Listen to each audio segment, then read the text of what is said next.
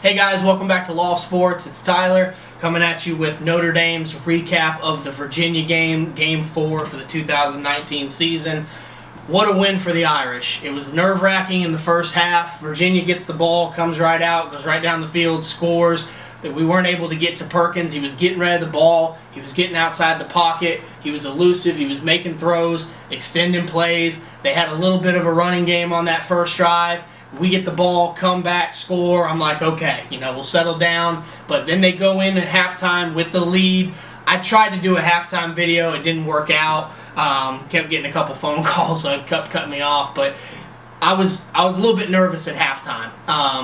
We weren't quite ourselves. I felt like the physicality was carrying over from the week before against Georgia. We looked a little sluggish at times, but overall we settled down and we got a huge win. We moved to 3-1 on the season, and we keep our outside chance alive at the playoff. I'm very happy overall with the team's performance. That's such a gut check. My first key last week was circle the wagons. This team really needed to get back together and regroup after a devastating loss in Athens last week. I did not want to lose to Georgia 2 weeks in a row. What I mean by that is sometimes when you lose a game of that magnitude, you come back, you're playing at home, it's easy to kind of lull yourself to sleep. We took control of the game in the second quarter, and I kind of felt like we got complacent. Like, okay, we're going to win this game. We just got to keep going out and executing. But then we kind of lulled ourselves to sleep. We let Virginia stop us on fourth down. They come back down, take the lead into half. I was a little bit worried, but the defense, wow, what a performance, especially in the second half. Basically took this game under their wing and said, all right, offense, if you're not going to move the freaking ball, we're just going to give you touchdowns. Basically 2 sack fumbles for touchdowns. One was returned all the way down to like the 7-yard line. We punch it in 2 plays later. And then Julian Aguara sacks Perkins, makes him fumble. Julian had 2 sack fumbles on the day. All 3 of them, of those sack fumbles, were critical points in the game.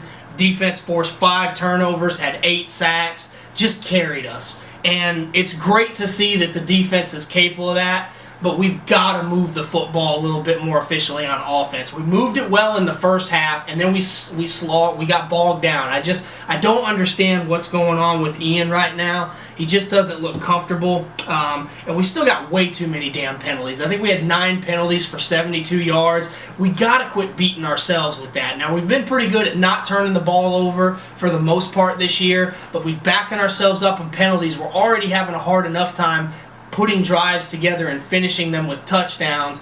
So we've got to quit shooting ourselves in the foot. But I'm proud of this team. UVA came out, they punched us in the mouth. We picked ourselves up, punched them right back. It was a physical game. It was everything I thought it was going to be. They're a scrappy team. They're not going to beat themselves. Bronco Mendenhall's a great coach. They're very well coached. It was everything I thought it was going to be in the first half. It was a dogfight. We held them to 4 yards rushing. That is awesome. That's 2 weeks in a row against a team that bread and butter is running the football, and we stepped up and we held them. We forced Perkins to throw. That was another one of my keys.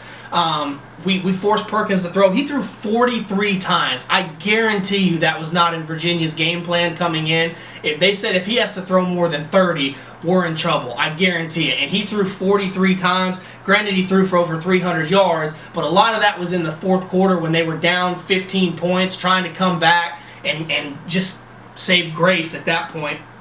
And then the last key that I had was run the ball. We were a little better. We had 178 yards rushing. I like the drive early in the fourth quarter. We're up 28-17. Tony Jones rips a couple of huge runs. Then we get down there. He rips another big 30-yard run for a touchdown or so.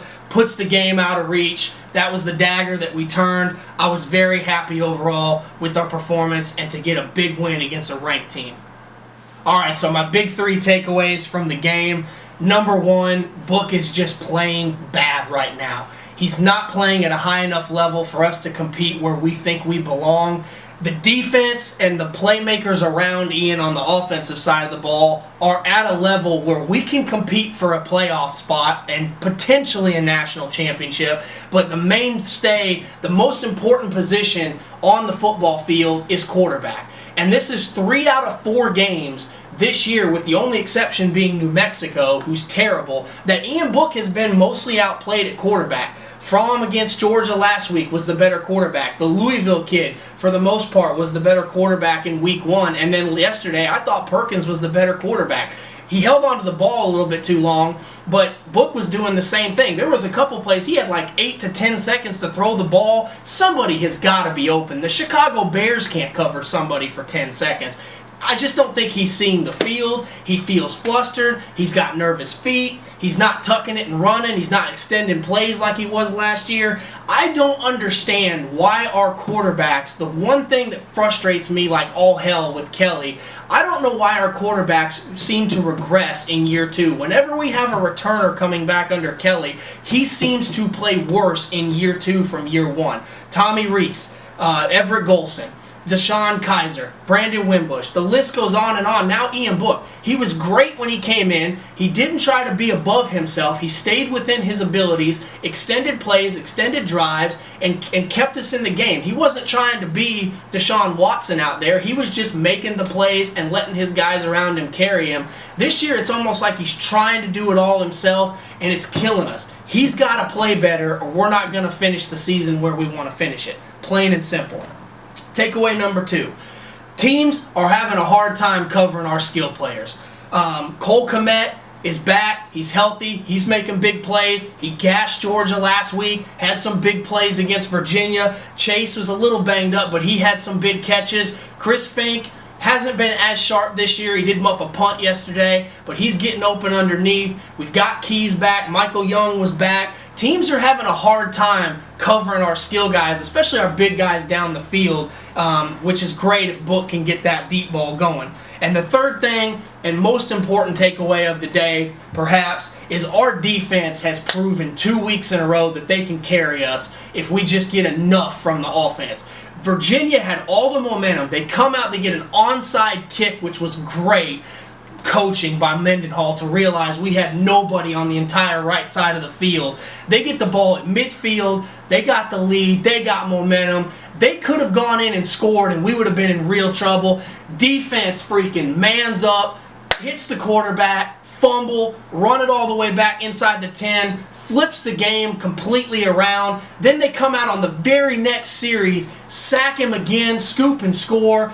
Next thing you know, they're in trouble. They're having to abandon their game plan because it's late in the third quarter and they have to essentially throw every down. 8 sacks and 5 takeaways against a ranked team and a good mobile quarterback. My God, that defense was fun to watch yesterday. If they can play like that, I'd put money on us against almost any team in the country, especially anybody outside the top 10. I was very impressed with our defense yesterday. So those are my takeaways. Thank you guys so much. Next up, we got Bowling Green. Hopefully, it'll be an easier week, and then a big one against our arch rival, USC. This is Loft Sports, signing off.